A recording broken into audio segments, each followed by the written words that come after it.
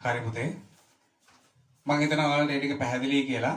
ඒ කියන්නේ අපි දැන් කතා කරා අයිසෝප්‍රීන් අණුවක ව්‍යුහය කොහොමද කියන එක සහ ඊට පස්සේ ඒ දේවල් ඒ අයිසෝප්‍රීන් අණු කීපයක්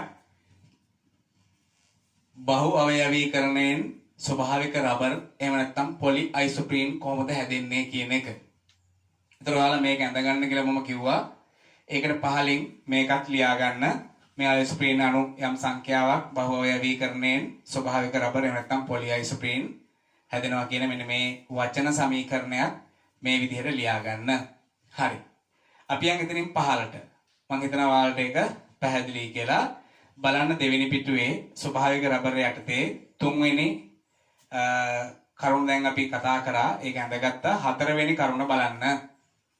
එතන තියෙනවා බහු අවයවකයක නැවත නැවත යෙදෙන කොටස පුනරාවර්තන ඒකකයේ ලෙස හඳුන්වයි. මේ අනුව ස්වභාවික රබර් වල පුනරාවර්තන ඒකකයේ පහත දැක්වේ. ඒ කොටු වරහණක් තුල දැක්විය යුතුය. මොකක්ද ඒ කියන්නේ? මොකක්ද ඒ කියන්නේ? ඒ කියන්නේ පුතේ මෙන්න මේ විදිහට අපි දැන් ස්වභාවික රබර් ඇඳට පස්සේ ඒ ස්වභාවික රබර් වල මේ තියෙන්නේ ඒක අවයවකයනේ. ඒ ඒක අවයවක එක තුල හැදිච්ච මේ තියෙන්නේ බහු අවයවකයනේ. එතකොට මේ බහු අවයවකයේ බලන්න නැවත නැවත යෙදිලා තියෙන්නේ මෙන්න මේ කොටස් ටික නේද? ඒ කියන්නේ මෙන්න මෙතනින් සහ මෙතනින් මේ විදිහට මේවා වෙන වෙනකොට මේ කොටසම වගේ එකක් තමයි මෙතන තියෙන්නේ. ඒ වගේම එකක්ම තමයි මෙතන තියෙන්නේ. ඒවම තමයි නැවත නැවත යෙදෙන්නේ. ඒ නැවත නැවත යෙදෙන කොටසට අපි කියනවා පුනරාවර්තන ඒකකය. repeating unit එක. repeating unit එක නැවත නැවත යෙදෙන නැත්නම් පුනරාවර්තන ඒකකය. ඒතර කොහොමද අපි ඒක අඳින්නේ? අපි ඒක අඳින්නේ මෙන්න මෙහෙමයි. ඒක අපි අඳින්නේ අමුතු දෙයක් නෙමෙයි. ඔය තියෙන එක ලියන්න විතරයි තියෙන්නේ. ඒ කියන්නේ මොකද්ද? දැන් මෙතන මෙහෙමනේ තියෙන්නේ.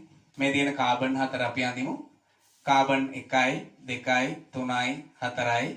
දැන් මේකේ දෙපැත්තේ තියෙනවා ඒක බන්ධන දෙකක්, මැද තියෙනවා ද්විත්ව බන්ධනයක්. ඊළඟ මෙතනින් පහළට තියෙනවා CH3 එක. ඒ වගේම මෙතනින් එහා පැත්තට අනිත් කෙනාට බැඳිලා තියෙනවා. මෙතනින් මේ පැත්තට අනිත් කෙනාට බැඳිලා තියෙනවා. මෙන්න මේ බැඳෙන ස්ථාන දෙකෙන් අපි මෙන්න මේ විදිහට කොටු වරහණක් දානවා. මෙන්න මෙහෙම කොටු වරහණක් දානවා. ඒ කොටු වරහණෙන් එළියට මේ බන්ධනය අනිත් කෙනත් එක්ක බැඳී ඇති බව පෙන්වන්න මේ විදිහට වරහණෙන් එළියට කොටසක් එන විදිහට දෙපැත්තෙන්ම ඇඳිය යුතුයි. ඊට පස්සේ අනිකුත් කොටස් ටික අපි දාමු. මෙතන H1, මෙතන H1, ඊට පස්සේ මෙතන හරි, මෙතන හයිඩ්‍රජන් එක, මෙන්න අනිත් හයිඩ්‍රජන් දෙක. මෙන්න මෙහෙම ඇන්දොත් මේක නේද නැවත නැවත යෙදිලා තියෙන්නේ. මෙන්න මේකට තමයි අපි කියන්නේ මොකක් කියලාද? පුනරාවර්තන ඒකකය. පුනරාවර්තන ඒකකය. ඊටාම සරල දෙයක්. ඒක ඇඳ ගන්න උතන තුන්වෙනි කොටුවට ඇඳ ගන්න.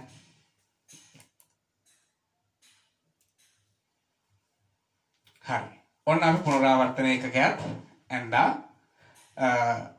මේ පුනරාවර්තන ඒකකයේ ඔහොම ඇඳලා පස්සේ මේක පාවිච්චි කරලා අපිට පුළුවන් බහු අවයවකය කෙටියෙන් අඳින්න. ඒ කියන්නේ දැන් උදාහරණයක් විදිහට අපි හිතමු මෙන්න මේ විදිහට ඒක අවයවක අති විශාල ගණනක් අපි හිතමු 100ක් බැඳිලා හැදිලා තියෙනවා කියලා පොලි අයිසෝප්‍රීන් එකක්. එහෙමනම් අපි මේ කොටස් 100ක් අඳින්න ඕනේනේ. ඒතර අපිට ඒක ප්‍රායෝගිකව කරන්න අපහසුයි. අන්න ඒ නිසා අපි කරන්නේ මෙවැනි කොටස්ම 100ක්නේ. ඉතින් අපි මේක ඉස්සරහින් 100 කියලා දානවා. එච්චරයි. ඒ කියන්නේ මෙවැනි පුනරාවර්තන ඒකක 100ක් සහිත පොලි අයිසෝප්‍රීන් එකක්. පැහැදිලිනේ? ඉතින් අපි ඕක 100ක් කියලා දාන්නේ නැහැ. අපි පොදුවේ දානවා මෙතන කීයක් කියලාද? පොදුවේ අපි දානවා n කියලා. ඒ කියන්නේ යම්කිසි n ගණනක්. 100ක් 200ක් 1000ක් 2000ක් 10000ක් කීයක් හරි. මෙන්න මේ විදිහට එක දිගට යම් සංඛ්‍යාවක් බැඳිලා තියෙනවා. ඒක අපි n කියලා දැම්මා. මෙහෙම ලිව්වොත් මේක තමයි මොකද්ද? අන්න අර ස්වභාවික රබර් එහෙම නැත්නම් පොලි අයිසෝප්‍රීන් කියන එක කෙටියෙන් දක්වන විදිය. ඕනෑම බහු අවයවකයක් අපි කෙටියෙන් දක්වන්නේ එයාගේ පුනරාවර්තන ඒකකය ඇඳලා ඉස්සරහින් n කියලා දානවා. පැහැදිලිද පුතේ? හරිම ලේසි, හරිම සරලයි. හරි. ඒක ඇඳ ගන්න උතන හතරවෙනි කොටුවට. ඒක අඳ ගන්න උතන 4 වෙනි කොටුවට.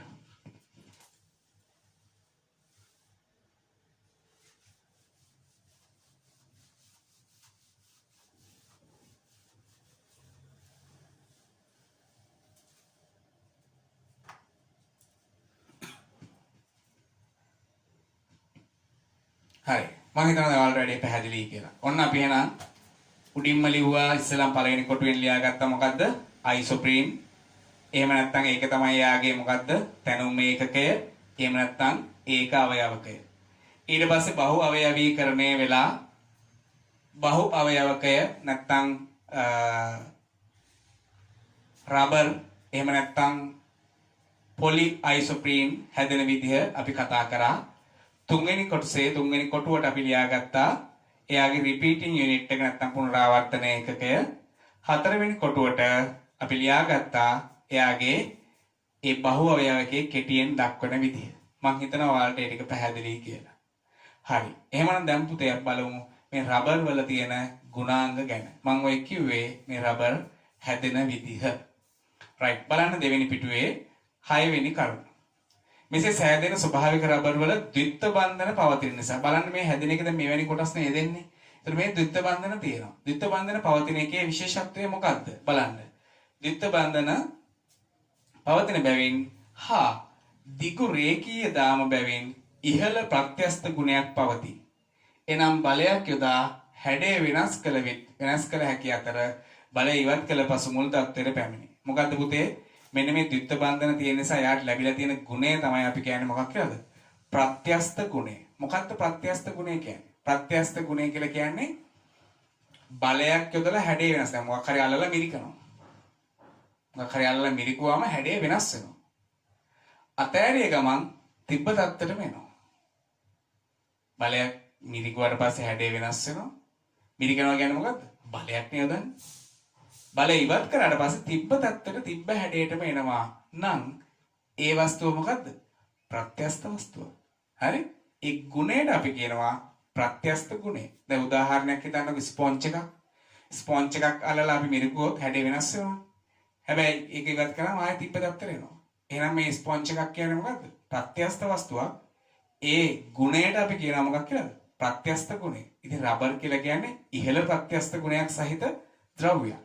ඒ නිසා තමයි අපි විවිධ නිෂ්පාදනයන්ට පාවිච්චි කරන්නේ. ඒ ගුණාංගය ලැබෙන්න හේතුවක් තමයි මෙන්න මේ ද්විත්ව බන්ධන පැවතීම. පැහැදිලිනේ? බලන්න ඊළඟ කරුණ. ඒකත් මම කියවන ගමන් පැහැදිලි කරන්නම්. මෙම දිගු රබර් දාම අතර හරස් බන්ධන ඇති කිරීමෙන් ඒවායේ ප්‍රත්‍යස්ත ගුණය අවශ්‍ය පරිදි පාලනය කර ජාලාකාර අනුභවයට පත් කළ හැකියි. ඒ කියන්නේ මේ ප්‍රත්‍යස්ත ගුණය කියන එක මේකේ ගොඩක් වැඩි. දැන් ඔයාලට පුංචි කාලේ කරලා තියෙනවද දන්නේ නැහැ පුතේ. සමහර රබර් වතු ආශ්‍රිතව ඔය රබර් කිරි අර පහලට පෙරිලා ආවට පස්සේ ගහේ තියෙන රබර් ඒ පෙරිලා ආපු පටිය. ඒ පටි ගලවලා අපි ඒවයින් හදනවා ඔයාලට මතක නම් ඔට්ටපාලු කියන ඒවා හදනවා. හරි? ඒ ඔට්ටපාලු කියන ඒවා හැදුවට පස්සේ ඒකෙන් අපි පුංචි කාලේ ඔයාලට මතක නම් අපි රබර් බෝල ඒ වගේ දේවල් හදනවා. හදලා ඔවා සෙල්ලම් කරනවා. හැබැයි ඒවා ඉතාමත්ම ඉහළ ප්‍රත්‍යස්ත ගුණයක් සහිතයි.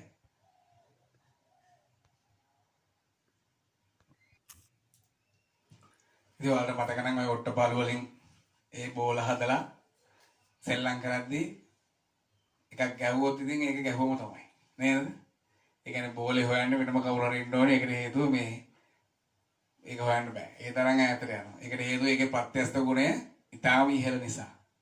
එතකොට හැම දෙයකම ප්‍රත්‍යස්ත ගුණය ඒ තරමටම තිබ්බොත් ඒක සමහර නිෂ්පාදනයන් කරන්න බැරි වෙනවා. දැන් උදාහරණයක් අපි හිතමු ටයර් වල ඔහම තිබ්බා කියලා. එහෙම උදවලක වැටුනොත් ඔය යන වාහනයක් මෙහෙම යයි. නේද? එතකොට ඒක ප්‍රායෝගිකව හරියන්නේ නෑ හැම තැනටම.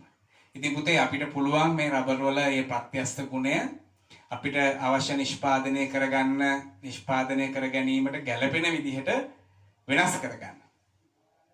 අන්න එහෙම වෙනස් කරන්නේ කොහොමද? මේ රබර් වල මේ ප්‍රත්‍යස්ත ගුණය අවශ්‍ය විදිහට වෙනස් කර ගැනීමට අපි කියනවා රබර් වල්කනයිස් කරනවා කියලා. ඒකට අපි කියන්නේ මොකද්ද? රබර් වල්කනයිස් කිරීම. එතකොට මේ රබර් වල තියෙන්නේ මේ ද්විත්ව බන්ධන සහිත දීර්ඝ දාමනේ. එතකොට මෙතෙන්දි කරන්නේ ওই දීර්ඝ දාම වල තියෙන ද්විත්ව බන්ධනය බිඳිනවා. බිඳලා එතන සල්ප සම්බන්ධ කරනවා. ඒ කියන්නේ අපි හිතමු මෙන්න මේ විදිහට දීර්ඝ දාමනේ තියෙන්නේ. ඔය වගේ දීර්ඝ දාම තමයි තියෙන්නේ.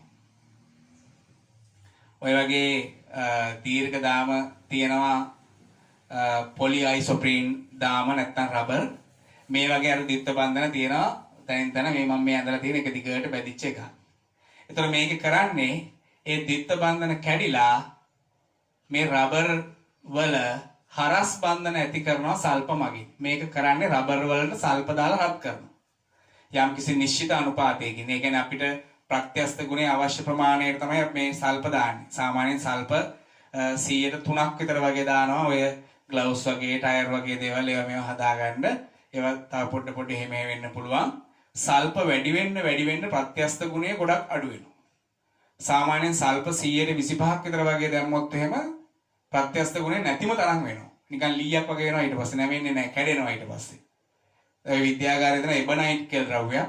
ඒ එබනයිට් කියන එක ගත්තොත් එහෙම එබනයිට් කියන එකේ ප්‍රත්‍යස්ත ගුණය ඉතාම අඩුයි. ඉතාම අඩුයි. ඒ නිසා මේ කැඩෙන්න පුළුවන්. හරි? ඉතින් ඒ විදිහට අපිට සල්ප දාලා අවශ්‍ය විදිහට අපිට මේ ප්‍රත්‍යස්ත ගුණය පාලනය කරන්න පුළුවන්.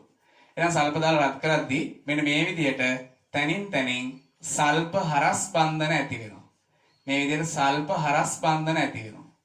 සල්ප හරස් බන්ධන ඇති වුණාට පස්සේ දැන් මේගොල්ලෝ නිදහසේ චලනය වෙන්න බෑ. ඒ කියන්නේ නිදහසේ ඇදෙන්න බෑ. ඇයි මේ හරහට බැඳලානේ තියෙන්නේ.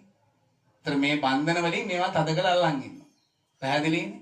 ඒතර මේක ජාලාකාර අණුවක් බවට පත් වෙනවා. අර රේඛීය ව්‍යුහය වෙනස් වෙලා මේක ජාලාකාර ව්‍යුහයක් බවට පත් වෙනවා. එහෙම වුණාට පස්සේ මේකේ ප්‍රත්‍යස්ත ගුණය අඩු වෙනවා. ඒ ප්‍රත්‍යස්ත ගුණය අඩු වීම නිසා අන්න අපිට අවශ්‍ය නිෂ්පාදනයන් සඳහා භාවිතා කළ හැකියි. හරි? බලන්න පොඩ්ඩක් දෙවෙනි පිටුවේ යට. මෙම දිගු රබර් දාම අතර හරස් බන්ධන ඇති කිරීමෙන් ඒවායේ ප්‍රත්‍යස්ත ගුණය අවශ්‍ය පරිදි පාලනය කර ජාලාකාර අනුභවයට පත් කළ හැකියි. බලන්න තුන්වෙනි පිටුවේ දාලා තියෙනවා ඔක. රබර් වල්කනයිස් කිරීම. මේ සඳහා රබර් වල්කනයිස් කිරීම හෙවත් සුදුසු පරිදි සල්ප යොදා දැන් දාන 103ක් විතර කියලා දාලා රත් කළ යුතුය. මෙහිදී දිගු රබර් දාමවල ඇති ද්විත්ව බන්ධන බිඳී දාම දෙකක් අතර ඇති එම ස්ථානයන්ට සල්ප සම්බන්ධ වී හරස් බන්ධන සාදයි. අන්න සල්ප දාලා හරස් බන්ධන ටික අපි හැදුවා. ඔන්න රූප දෙකක් දාලා දෙනවා සාමාන්‍ය ස්වභාවික රබර් සහ වල්කනයිස් කරන ලද රබර් කියලා. right. පැහැදිලිනේ පුතේ? හරි. අපි බලමු ඊට පස්සේ මෙන්න මේ රබර් වල්කනයිස් කිරීමෙන් අත්වන වාසි මොනවද කියලා. හරි.